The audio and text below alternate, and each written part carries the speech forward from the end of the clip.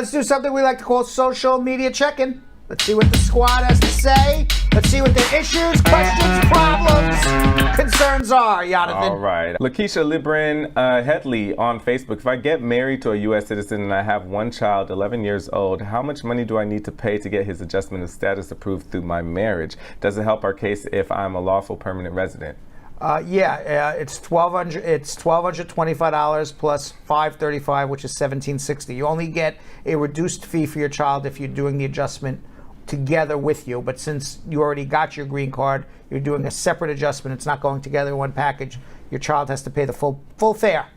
Samantha Jones on Facebook. What is the penalty for someone who tried to file for citizenship, got caught undocumented, and was deported? It's been 10 years now. What can he do? How can he come back? Filed for citizenship and got what? The penalty is someone who tried to file for citizenship and got undocumented and was deported. Well, you were undocumented, made a false claim to U.S. citizenship, and got deported. You're never coming back again in the history of the world. Modesta Batson on YouTube. How do I know if I aged out of the application my grandmother made for my dad and family in April 2007? I'm F3 and I was born August 28, 1991. The I-130 filed for us was completed April 26, 2007, was approved on October 1st, 2007. Did I age out? What's my status? Yeah, you probably aged out because you only got a few months over your 21st birthday because I got approved fast. Linda Shaw on Facebook. My 120 days finishes next week. What will happen next? It's been about a year and 6 months, and I've been waiting for a date for the embassy. 120 days for what?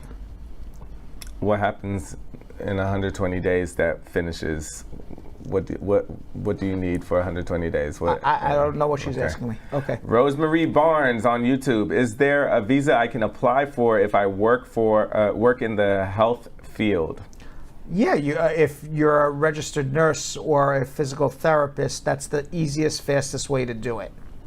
Relaxing Sounds of Nature on YouTube. Can CBP check my work history at a checkpoint? I'm skeptical of going home because of my work history. Will they know?